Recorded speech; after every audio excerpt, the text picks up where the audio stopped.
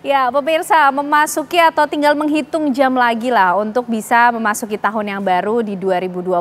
Tidak hanya semarak dan kemeriahan di berbagai titik di sejumlah daerah yang akan kita lihat, tapi tentunya yang tidak kalah penting adalah momen akhir tahun ini juga harus dijadikan sebagai momen refleksi melihat bagaimana perjalanan panjang 1 tahun ke belakang, terutama yang terjadi di Indonesia. Tentunya berbagai dinamika ini terjadi tidak hanya dari sektor sosial, politik, ekonomi. Yang menarik juga di tahun 2024 ini ada perubahan masa kepemimpinan, masa pemerintahan dari Presiden Joko Widodo menuju pemerintahan yang baru, Presiden Prabowo Subianto. Nah, kira-kira menyambut tahun yang baru, akankah ada gaya pemerintahan baru yang akan dilakukan oleh Presiden Prabowo Subianto untuk terus bisa memberikan solusi dari berbagai permasalahan maupun juga tantangan di Indonesia? Kita akan membahasnya malam hari ini tentunya bersama dengan para narasumber yang sudah memberikan waktunya menyambut malam tahun baru ini. Nanti bersama kita di Apa Kabar Indonesia Malam, Mas Hariko, terima kasih sudah hadir bersama kita malam hari ini. Juru bicara kantor kepresidenan PCO, dan juga sudah hadir bersama kita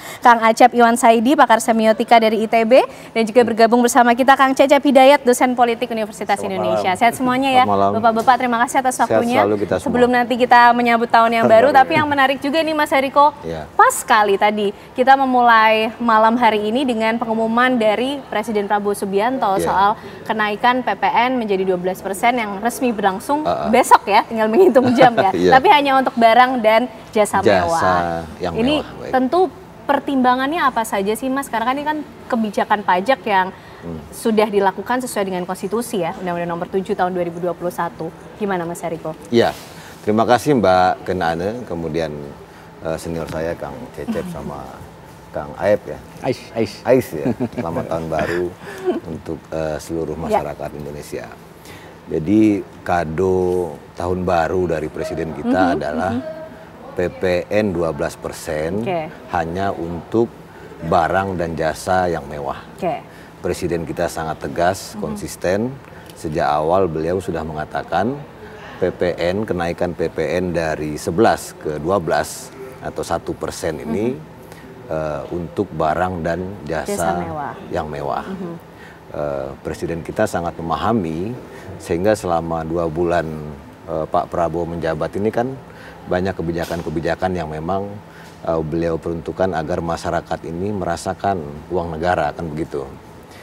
Pertama kan kita melihat kenaikan UMP, jadi upah itu dinaikkan menjadi 6,5%. Kemudian juga harga tiket pesawat diturunkan jadi 10%. Kemudian perjalanan dinas para pejabat untuk tahun anggaran 2024 itu dipangkas 50%. Kemudian juga perjalanan dinas luar negeri itu dibatasi, diketatkan. Jadi orang pejabat kalau ke luar negeri itu harus seizin presiden. Nah sekarang untuk studi banding itu maksimal 3 orang dan itu harus seizin presiden. Kemudian juga ada penghapusan ya utang ya untuk UMKM di bidang pertanian, perikanan, nelayan. Utang ini dihapuskan oleh presiden. Intinya di tahun 2025 ini kita optimis.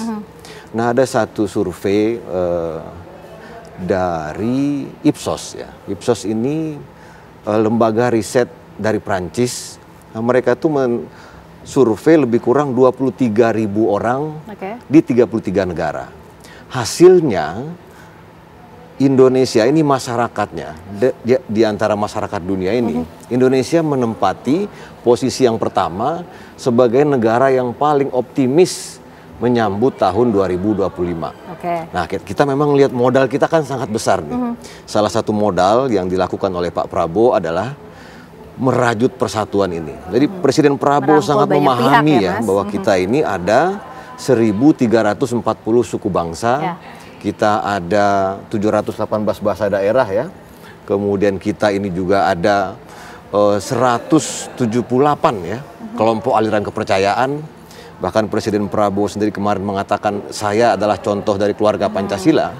Jadi beliau adalah pemimpin yang sangat memahami betapa majemuknya bangsa Indonesia ini. Ini juga satu modal dari kita. Dan di tahun 2024 ini yang patut juga kita doakan dan kita bantu adalah selama lebih kurang 2 bulan ini Mbak Ken, ada 50 titik di Indonesia yang terjadi bencana. Nah, pemerintah sudah menyalurkan berbagai bantuan dan masyarakat juga bergerak. Kemudian kita juga dinobatkan oleh Charity Aid Foundation, ini sebuah lembaga yang meriset. Kita juga berada di peringkat pertama. Jadi orang Indonesia ini adalah orang yang paling suka tolong menolong. Nah, yang terakhir kita melihat masyarakat tinggi sekali kesadarannya untuk memberantas korupsi. Tapi nah, yang kemarin Presiden sudah menegaskan seharusnya hukuman koruptor itu lebih berat. Jadi Presiden merasakan betul keinginan daripada netizen, keinginan daripada masyarakat agar korupsi ini betul-betul bisa diberantas dari Indonesia. Korupsi, judi online, narkoba, dan penyelundupan. Terima kasih. Banyak hal yang disampaikan oleh Presiden Prabowo Subianto, Kang Acep, ini menarik juga. Kalau kita melihat paling tidak 2 bulan ke belakang lah ya setelah Presiden Prabowo Subianto ini memimpin, tentang berbagai hal yang dilakukan, penyesuaian yang coba untuk dilakukan, dan berbagai kebijakan yang coba dilahirkan. Kang Acep melihat gaya kepemimpinan Pak Prabowo Subianto ini seperti apa sih sejauh ini? Apakah akan jauh berbeda nanti di tahun 2025 atau seperti apa, Kang Acep? Seharusnya berbeda dari yang sebelumnya, ya. Meskipun ada kata diksi yang populer dalam prosesi pemilihan presiden sampai sekarang itu adalah melanjutkan, ya. Tapi saya berharap bahwa melanjutkan itu adalah diksi politik, ya. Kalau dia diksi politik, maka sebetulnya dia digunakan untuk mencapai satu target tertentu. Dan targetnya adalah memenangkan pemilihan presiden.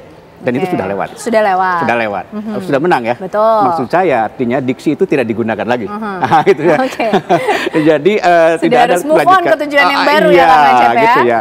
Tapi saya melihat ya beberapa hal di bidang saya misalnya ya, yang saya dekat dengan saya pendidikan misalnya ya. Saya melihat memang bingkai besarnya memang melanjutkan, tapi saya melihat di dalamnya ada perubahan-perubahan yang cukup signifikan ya. Dan itu kabar baik menurut saya ya. Itu kabar baik yang harus kita support ya. Tanda-tanda itu, meskipun kita harus masih mengujinya. Artinya kita memang memiliki harapan, di samping juga harus tetap memelihara kecemasan. Ya. Misalnya 2 hal yang baru ini aja ya.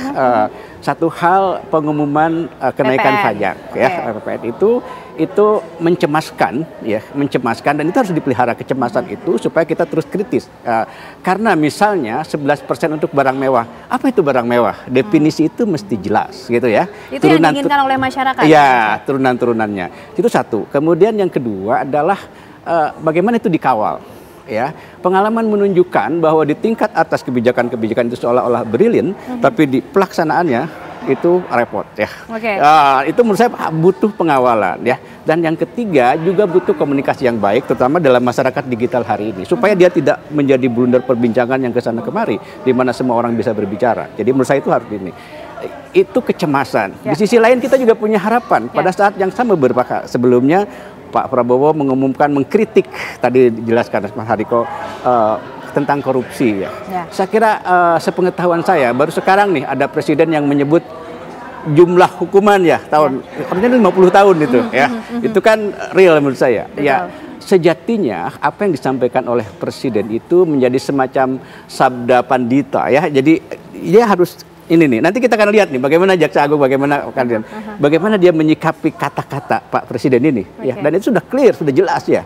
Ini hukumannya tidak terlalu kecil, beratus triliun dihukum cuma segitu, 50 tahun dong. Nah, kan gitu ya.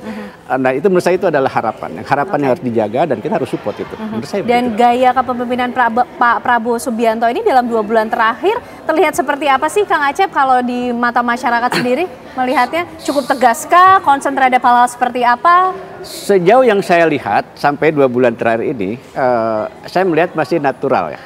Natural dalam pengertian masih banyak menggunakan bahasa-bahasa kognitif. Ya, dibanding yang penuh konotasi seperti pemimpin sebelumnya. Itu kan semuanya dibangun di atas pondasi konotasi ya, citra dan lain-lain. Tapi pada Pak Prabowo saya melihat itu berkurang. Mari kita lihat yang pertama misalnya ketika Pak Prabowo mengajak para menteri itu untuk ada yang di Magelang itu. Ya. Wamil itu. Wamil ya. Retreat. Ya, retreat. It's okay, itu adalah militeristik ya. Citra tapi ya, citra militer. Tapi itu memang Pak Prabowo. Iya kan?